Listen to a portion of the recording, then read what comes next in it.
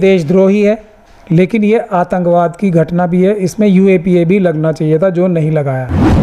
ये आदमी तो है ही आतंकवादी, शोएब जमाई, इसको तो अभी अरेस्ट करना चाहिए और इसके तार भी आरएसएस और आईएसआई से और चाइनीज़ एजेंसी से। अमन चोपड़ा की आग जो है वो अधूरी आग रहती, ये उन्होंने जब तक ये घी का पीपा नहीं उल्टा, मैं इंडियन स्टेट हूँ, यहाँ तक कि खुद शोएब जमाई एक आतंकवादी होने के बाद भी इंडियन स्टेट है। इतनी बड़ी बड़ी वाहियात आतंकवादी बातें कह रहे हैं देश में, टेलीविज़न चैनल पे बैठ के। पाकिस्तान को दुनिया भर में कोई भी नहीं सुनता है, कोई देश उनको भाव ही नहीं देता है। जिस पाकिस्तान की कहीं सुनवाई नहीं होती, उसकी सुनवाई ये हमारे विश्व हिंदू परिषद, बजरंग दल, आरएसएस और जो हमारे बीजेपी के लोग हैं वो करवाते हैं सुनवाई।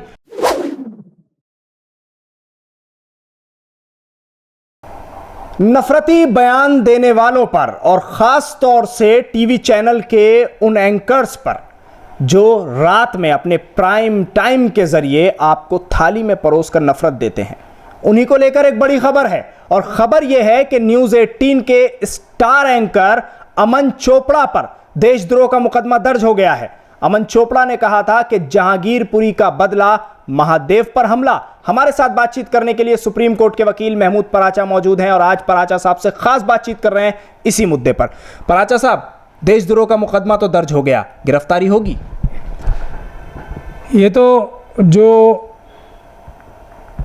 गहलोत सरकार है, कांग्रेस की सरकार है, उसकी जो रीढ़ की हड्डी है उस पर डिपेंड करता है, लेकिन सिर्फ देशद्रोह का ही मुकदमा लगा है। पहले तो चलिए शुरुआत तो की, अच्छी शुरुआत है क्योंकि ये देशद्रोही है, लेकिन ये आतंकवाद की घटना भी है, इसमें यूएपीए भी लगना चाहिए था जो नहीं लगाया। अगर यूएपीए नहीं लगाएंगे तो इसकी प्रॉपर इन्वेस्टिगेशन भी नहीं हो पाएगी, ये भी एक महत्वपूर्ण बात है। हालांकि 124 भी जो है सेक्शन, वो भी शेड्यूल ऑफेंसेस में आता है यूएपीए के ही, तो यूएपीए की धारा इन्वोक होनी ही चाहिए। इसमें इन्वेस्टिगेशन इसमें ये होनी चाहिए कि ये, और अगर ये इन्वेस्टिगेशन होनी शुरू हो गई, ख़ास तौर पे सारी ऑपोजिशन की जो सरकारें हैं वो अगर देश से प्रेम करती हैं अपने और देश को बचाना चाहती हैं इन मनुवादी आतंकवादियों से, इन मनुस्मृति के मानने वाले आतंकवादियों से जो कि आरएसएस और बीजेपी की सरकारों में बड़े बड़े ओहदों पे बैठे हुए हैं, तो उन्हें देश के लिए, देश की एकता और अखंडता को कायम रखने के लिए एक बड़ी साजिश जो चल रही है उसको बेनकाब करना होगा, उसकी प्रॉपर इन्वेस्टिगेशन करानी पड़ेगी। उसके लिए हमारे देश में इतनी सारी ऑपोजिशन की सरकारें हैं, उसकी शुरुआत जो सबसे बड़ा सबूत होता है वो राजस्थान सरकार ने वही सबूत सबसे बड़ा पकड़ा है कि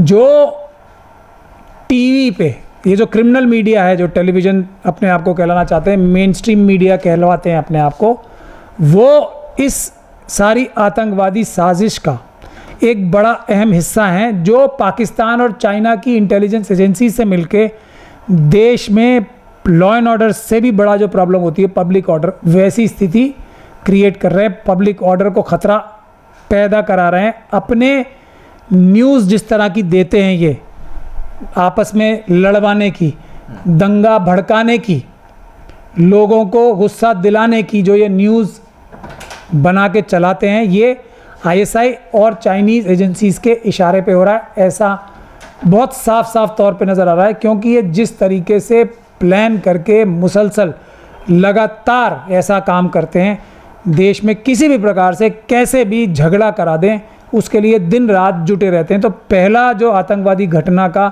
सबूत है वो ये टीवी एंकर्स के माध्यम से हमें मिल जाता है। अच्छा, न्यूज़ कह सकते हैं इसको हम, जो ये लोग देते हैं? नहीं, आतंकवादी साजिश का एक हिस्सा है।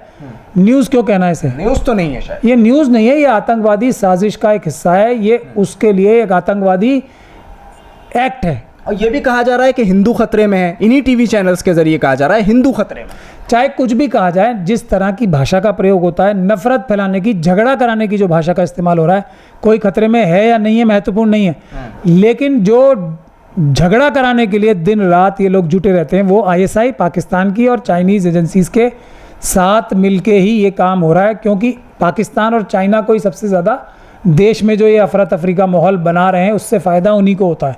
देखिए, यहाँ पे कुछ भी ऐसी घटना होती है तो पाकिस्तान को दुनिया भर में कोई भी नहीं सुनता है, कोई देश उनको भाव ही नहीं देता है। नहीं देता ना। लेकिन जैसे ही यहाँ पे कोई इस प्रकार की घिनौनी घटना होती है शेड्यूल कास्ट शेड्यूल ट्राइब पे और ख़ास तौर पे मुसलमानों पे, तो पाकिस्तान की सुनवाई कहीं कहीं होने लगती है। जिस पाकिस्तान की कहीं सुनवाई नहीं होती उसकी सुनवाई ये हमारे विश्व हिंदू परिषद, बजरंग दल, आरएसएस और जो हमारे बीजेपी के लोग हैं वो करवाते हैं सुनवाई। तो इस काम के क्या पाकिस्तान की आईएसआई इनको पैसे नहीं दे रही होगी? ये तो कॉमन सेंस है, लॉजिक है। इसकी इन्वेस्टिगेशन होगी तो तार वहीं तक जाएंगे। और वहीं अब अमन चोपड़ा के खिलाफ जो मुकदमा दर्ज हुआ है, बहुत सारे लोग ये कह रहे हैं कि जो कोई जमाई, क्या नाम है उनका, शुएब जमाई हैं, उनके खिलाफ भी होना चाहिए। मैं भी इस बात को मानता हूँ, वो भी तो एक आतंकवादी हैं। उनको शुएब जमाई को कह रहे हैं आप? नहीं, वो तो इनका हिस्सा ही है ना। कैसे? वो देखिए, एक अमन चोपड़ा ने एक आग लगाई। वो तो आप लोग का मुसलमानों का पक्ष रखते हैं, टीवी चैनल पर जाकर मुसलमानों की बात करते हैं। और शुएब जमाई ने उसमें बड़ा एक घड़ा लेके, पीपा बड़ा अच्छा घी का, उसमें उलट दिया। वरना अमन चोपड़ा की आग जो है वो अधूरी आग रहती। ये उन्होंने जब तक ये घी का पीपा नहीं उल्टा, उन्होंने क्या, अभी मैंने वो वाला तो उनका बयान नहीं सुना है, लेकिन एक और बयान मुझे अभी आपसे पहले एक जर्नलिस्ट साहब ने दिखाया था उनका। मैं तो टीवी देखता नहीं हूँ, मुझे तो देख के शौक लग गया। ये आदमी तो है ही आतंकवादी, शुएब जमाई।